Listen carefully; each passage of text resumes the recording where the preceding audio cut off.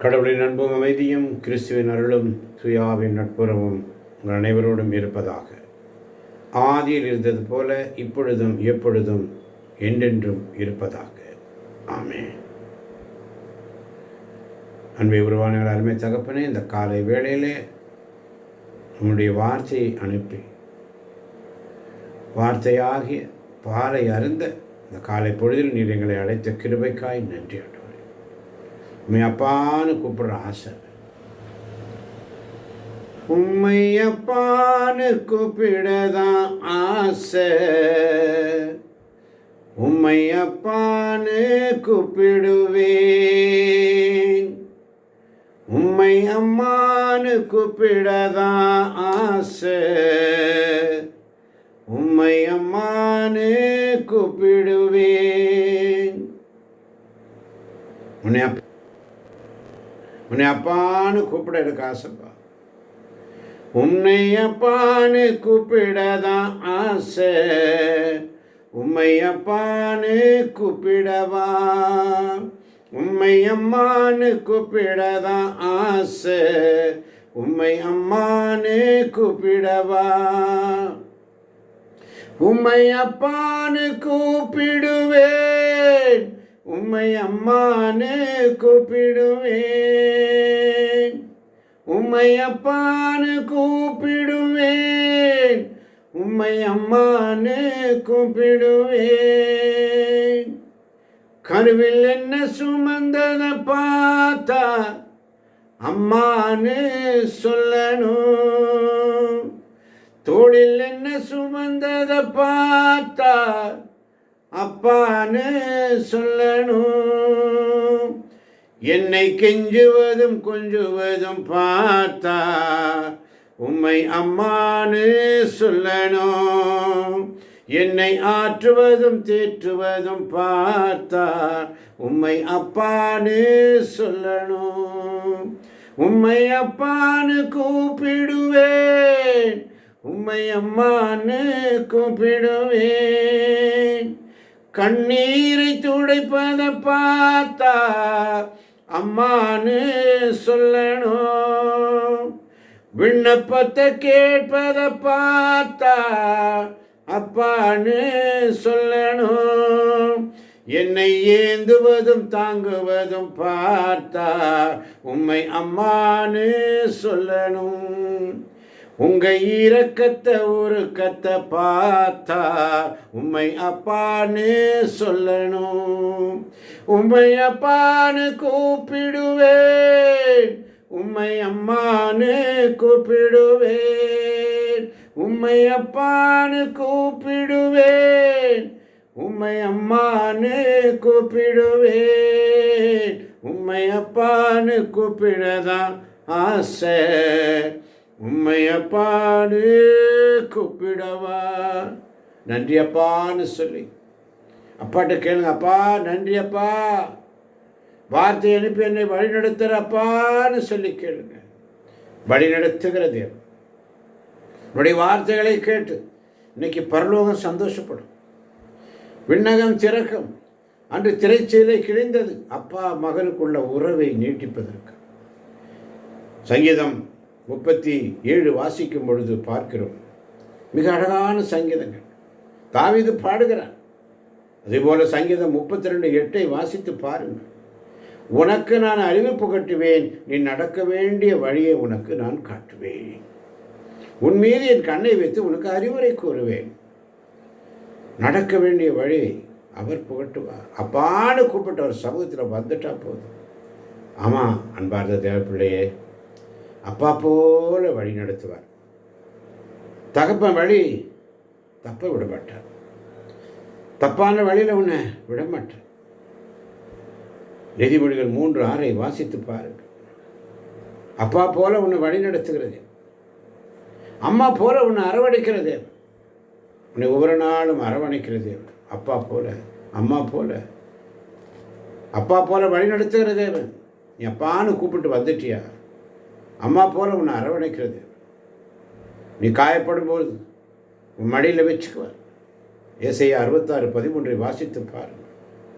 உங்களுடைய ஜெபத்திற்கு பதில் கிடைக்கும்.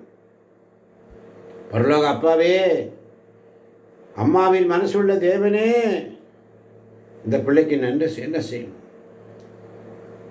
இந்த பிள்ளை இன்னைக்கு உங்களுக்கு நன்றி சொல்கிறப்பா.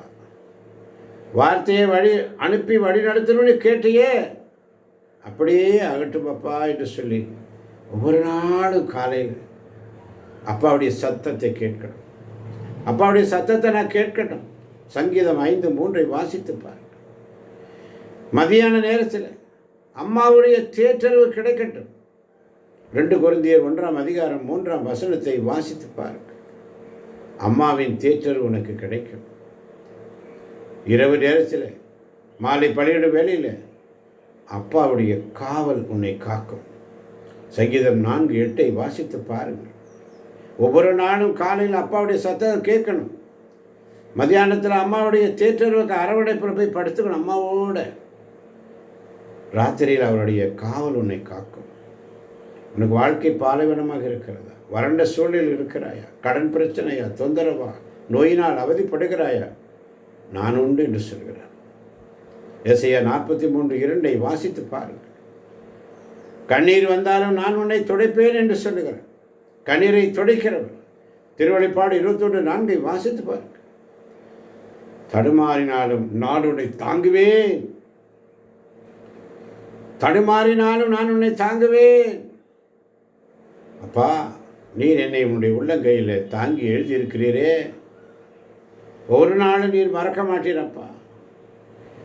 இன்னைக்கு ஆண்டவர் உனக்கு கொடுக்குற வாக்குத்தத்தம் ஏசாயா 30:21 சொல்வதை போல, நீங்கள் வலப்புறமோ இடப்புறமோ திரும்பும் போதெல்லாம் வழி இதுவே, இதில் நடுங்கள் எனும் குரல் உங்கள் செவிக்கு கேட்கும்.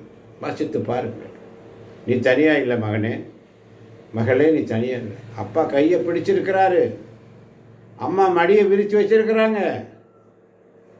போ, தைரியமாக போ.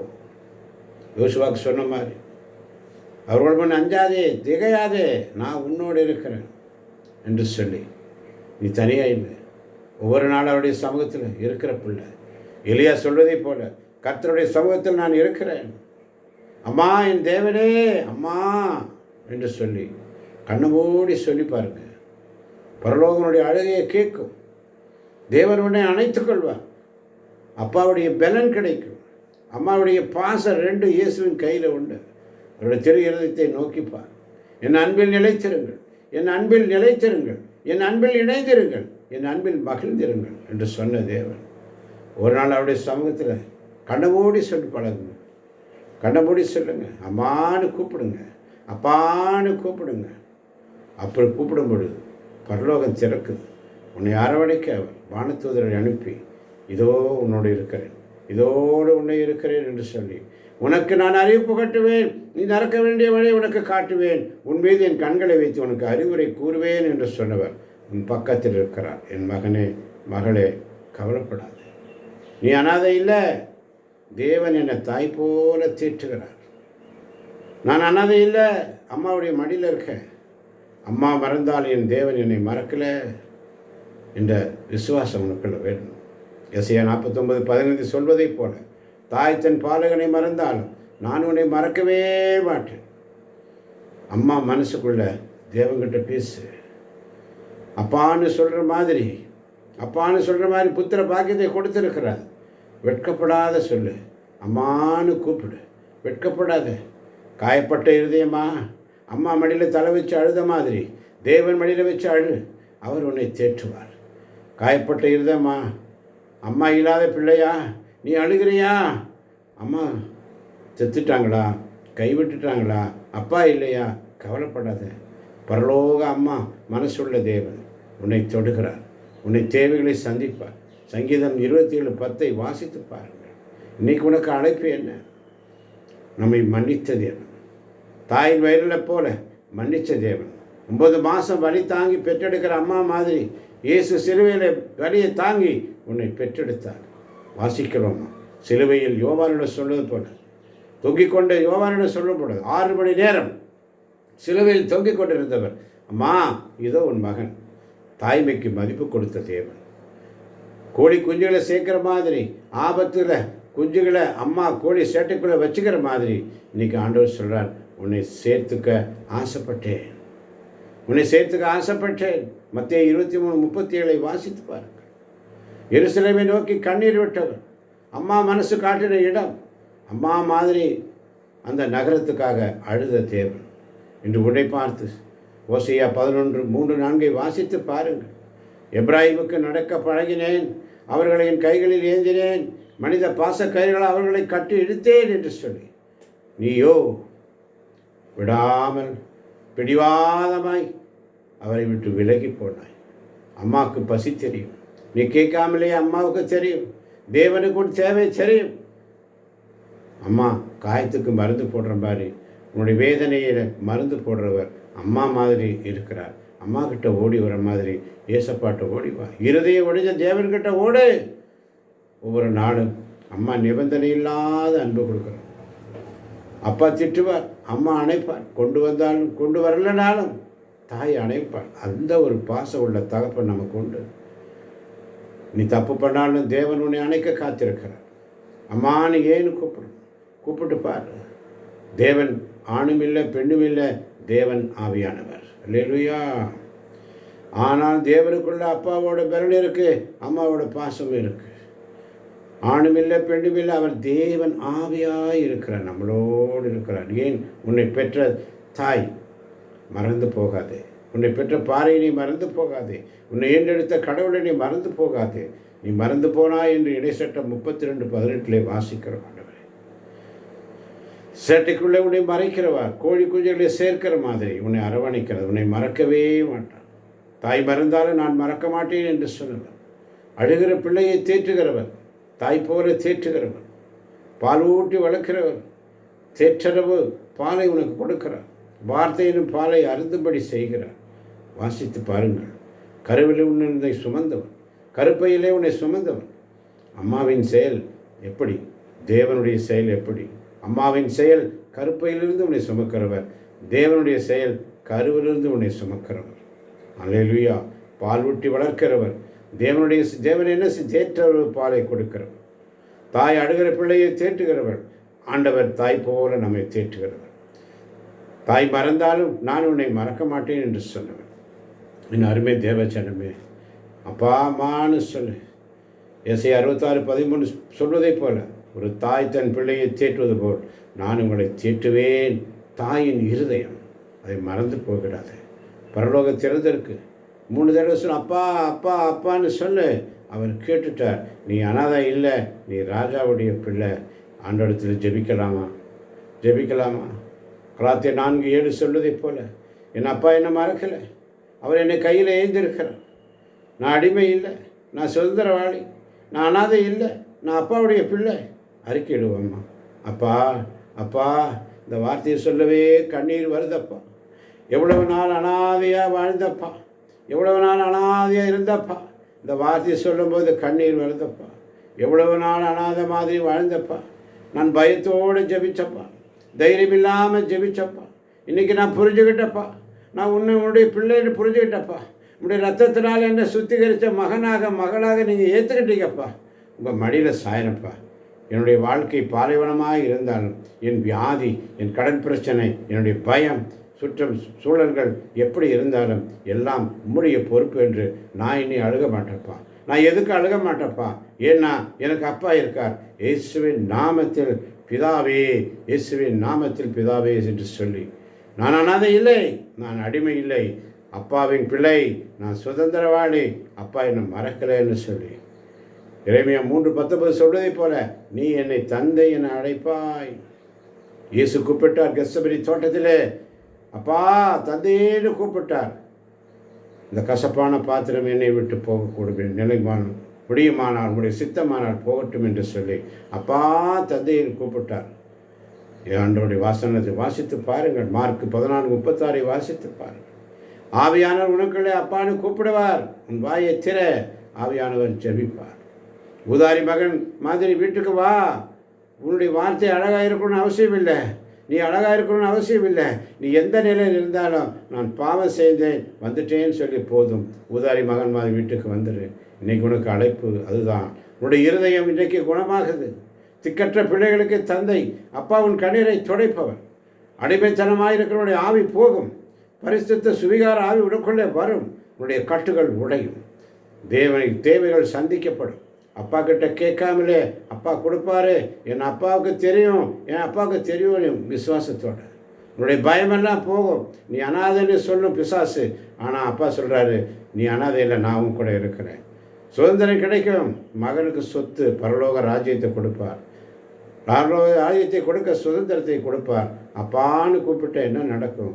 சுதந்திரம் கிடைக்கும், பயம் போகும், தேவைகள் சந்திக்கப்படும், கட்டுகள் உடையும், இருதயம் குணமாகும். இன்னைக்கு அழைப்பு, உதாரி மகன் மாதிரி ஆண்டோட்ட திரும்பி வந்துடு.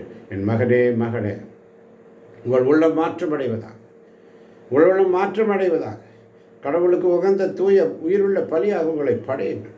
எது நல்லது, எது உகந்தது, எது நிறைவானது என்பது உங்களுக்கு தெள்ளத் தெளிவாக தெரியும். ரோமர் 12:1-2 வாசிக்கிறோம். எனக்கு அன்பார்ந்த தேவ பிள்ளைகளே, இந்த நாளிலே ஆண்டவர் நம்மளோடு வழி நடத்தின இந்த வார்த்தைக்காய் நன்றி சொல்வோம்.